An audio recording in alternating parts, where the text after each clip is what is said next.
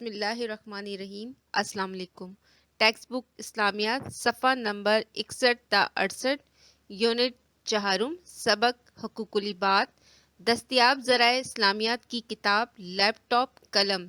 سبق کا تعارف۔ حقوق العباد کے مفہوم، اس کے فرائض کی ادائیگی اور اس کی قدر و اہمیت کے بارے میں جانیں گے۔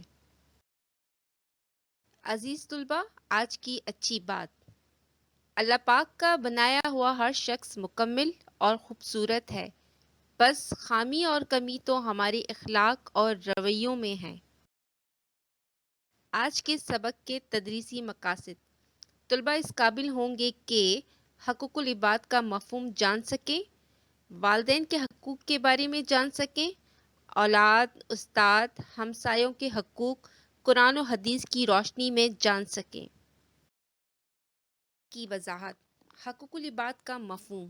حقوق العباد یعنی بندوں کے حقوق۔ عزیز طلباء، بندہ مومن پر دو طرح کے حقوق لازم ہیں: نمبر 1 حقوق اللہ، نمبر 2 حقوق العباد۔ نماز، روزہ، حج وغیرہ حقوق اللہ ہے، اور حقوق العباد یہ ہے کہ بندہ مومن انسان کی جان و مال اور آبرو کی حفاظت کرے۔ یہ دونوں حقوق ادا ہوں گے تو بندہ کامل ایمان ہوتا ہے۔ حقوق العباد میں قریبی تعلق دار یعنی والدین، اولاد، اساتذہ اور پڑوسی وغیرہ شامل ہیں۔ ہماری عام زندگی میں انہی سے ہمارا پہلا تعلق وابستہ ہوتا ہے۔ والدین کے حقوق۔ عزیز طلباء، اللہ سبحانہ و تعالیٰ کے بعد وہ ہستی، وہ لوگ جو جن کا شکر ادا کرنے کا حکم بھی اللہ تعالیٰ نے ہمیں دیا، اور وہ ہمارے والدین ہیں۔ اللہ تعالیٰ نے والدین کے حقوق کی ادائیگی کے لیے احسان کا لفظ استعمال فرمایا۔ سورہ بنی اسرائیل آیت نمبر 23: اور ماں باپ کے ساتھ حسن سلوک کرو، یعنی اپنے والدین کے ساتھ نیک اور بھلائی کا سلوک کرو۔ ارشاد باری تعالیٰ ہے کہ اور تمہارے رب نے حکم فرمایا کہ اس کے سوا کسی کا نہ بوجھو، اور ماں باپ کے ساتھ اچھا سلوک کرو، اور اگر تمہارے سامنے ان میں سے ایک یا دونوں بڑھاپے کو پہنچ جائے تو ان سے اف نہ کہنا اور نہ انہیں جھڑکنا، ان سے عزت و تعظیم سے بات کرنا اور ان کے لیے عاجزی اور نرم دلی اختیار کرنا۔ والدین میں سب سے بڑا درجہ ماں کا ہے۔ آپ صلی اللہ علیہ وآلہ وسلم نے ماں کے درجے کے بارے میں فرمایا، جنت ماں کے قدموں تلے ہے۔ ماں کی خدمت کی اہمیت اس لیے زیادہ ہے کہ وہ اولاد کے لیے زیادہ تکلیف اور مشقت برداشت کرتی ہے۔ ایک دفعہ ایک شخص حضور صلی اللہ علیہ وسلم کی خدمت میں حاضر ہوا اور عرض کیا، یا رسول اللہ صلی اللہ علیہ وآلہ وسلم، ماں اور باپ میں سے میرے لیے حسن سلوک کا زیادہ مستحق کون ہے؟ آپ صلی اللہ علیہ وآلہ وسلم نے فرمایا، تیری ماں۔ اس نے اس کے بعد بھی اپنا سوال دہرایا تو آپ صلی اللہ علیہ وسلم نے 3 دفعہ ماں ہی کا نام لیا، لیکن چوتھی بار پوچھنے پر ارشاد فرمایا، تیرا باپ۔ اللہ تعالیٰ نے ماں کے اندر ممتا اور محبت رکھی ہے، اس لیے وہ اپنی اولاد کے لیے ہر طرح کے رنج و الم کو برداشت کرتی ہے۔ عزیز طلباء، دعا ہے کہ پروردگار ہمیں اپنے والدین کے حقوق ادا کرنے اور ان سے اچھا سلوک کرنے کی توفیق عطا فرمائے، آمین۔ اولاد کے حقوق۔ اولاد کے حقوق ادا کرنا والدین پر فرض قرار دیا گیا ہے اور ان کی ادائیگی بھی لازم ہے۔ ارشاد باری تعالیٰ ہے، اور اپنی اولاد کو تنگ دستی کے خوف سے قتل نہ کرو، کیونکہ ان کو اور تمہیں ہم ہی رزق دیتے ہیں۔ یعنی اپنی اولاد کو غربت اور مفلسی کے ڈر سے قتل نہ کرو۔ رزق دینے والا اللہ کی ذات ہے اور وہی ہمیں پالنے والا ہے۔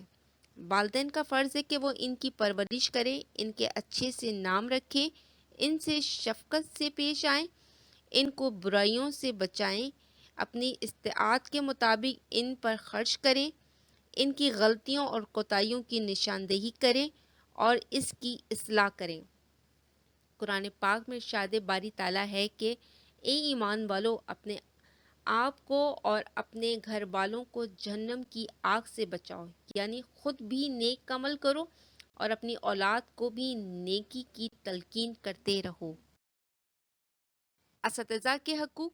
عزیز طلباء، انسانوں کو فرشتوں اور دوسری مخلوقات پر برتری اور فضیلت علم کی وجہ سے دی گئی ہے، اس لیے سب سے پہلی وحی میں اللہ تعالیٰ نے اپنے جس کرم کا اظہار فرمایا وہ علم ہی ہے۔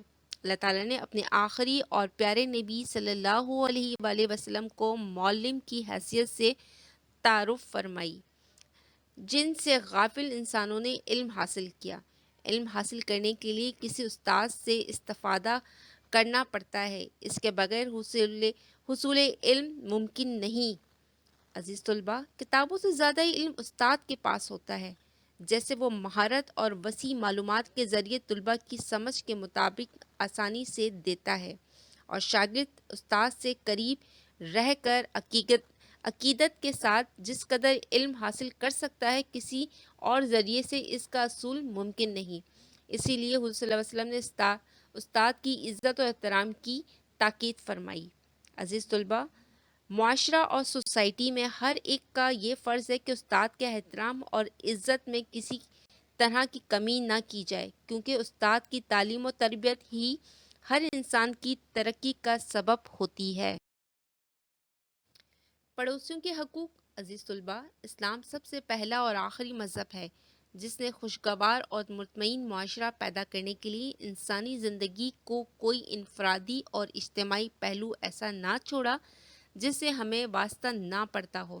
چنانچہ رہائش اور سکونت کے لحاظ سے سب سے زیادہ واسطہ ہر ایک کو اپنے ہمسائے یعنی پڑوسی سے پڑتا ہے۔ اسی لیے اللہ تعالیٰ اور اس کے نبی صلی اللہ علیہ وآلہ وسلم نے ہمسایوں کے ساتھ حسن معاشرت، خوشگوار رہن سہن کے لیے صرف ترغیب نہیں کی، بلکہ اس کے حدود مقرر کر کے تقریباً ایک معاشرتی نظام بنا کر باہمی خوشگوار تعلقات پر زور دیا۔ قرآن و حکیم کے ذریعے اللہ تعالیٰ نے ہمسایوں کے حقوق میں دوسرے لوگوں کو بھی شامل فرمایا۔ سورۃ النساء آیت نمبر 36۔ رشتہ دار ہمسائے کے ساتھ اور غیر رشتہ دار سے اور پہلو کے ساتھی کے ساتھ، یعنی اس آیت مبارک میں معلوم ہوا کہ ہمسائے 3 قسم کے ہوتے ہیں۔ نمبر 1، ایسے لوگ جو ہمسائے ہونے کے ساتھ رشتہ دار بھی ہوں۔ نمبر 2، وہ لوگ جو ہم نشین اور دوست ہوں اور ایسا شخص جس کے ساتھ ہم سفر ہونے کا موقع ملے۔ نمبر 3، ایسے لوگ جو ہمسائے ہوں لیکن رشتہ دار نہ ہوں۔ اس سے معلوم ہوا کہ اسلام نے صرف مسلمان ہمسائے کے ساتھ ہی نیک سلوک کا حکم نہیں دیا، بلکہ غیر مسلم ہمسائے کے ساتھ بھی اچھا سلوک کرنے کی تعلیم دی۔ نبی صلی اللہ علیہ وآلہ وسلم کا فرمان ہے کہ وہ شخص مومن نہیں جو سیر ہو کر کھانا کھائے اور اس کا پڑوسی بھوک کی حالت میں رات گزارے۔ عزیز طلباء، ہمیں چاہیے کہ ہم اپنے ہمسایوں کے ساتھ اچھا سلوک کریں، ان کے دکھ درد خوشی میں شریک ہوں۔ جب ان پر کوئی مصیبت آ جائے تو ہم ان کی مدد کریں، ان کے کھانے پینے، ان کے آرام کا خیال رکھیں۔ آج کے سبق کے اہم نکات۔ اللہ تعالیٰ کی طرف سے سب کے حقوق مقرر ہیں جنہیں حقوق العباد یعنی بندوں کے حقوق کہا جاتا ہے۔ حقوق العباد میں قریبی تعلق دار یعنی والدین، اولاد، اساتذہ اور پڑوسی وغیرہ شامل ہیں۔ حقوق العباد میں سب سے اہم قریبی تعلق والدین اور اولاد کا ہے۔ استاد کا مقام اور مرتبہ معاشرے کے دوسرے افراد سے بلند ترین ہے۔ اسلام نے انہیں روحانی والدین کا درجہ دیا ہے۔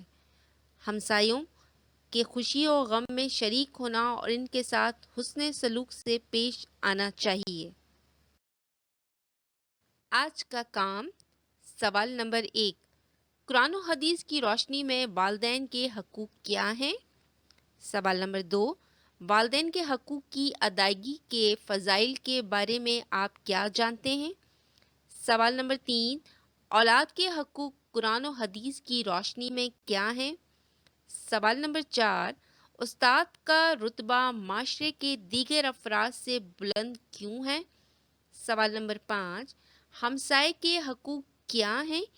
ان حقوق کی کیا اہمیت ہے؟ طلباء ذرا سوچئے، اللہ تعالیٰ اور رسول صلی اللہ علیہ وآلہ وسلم کے بعد بندے پر سب سے زیادہ احسانات کس کے ہیں؟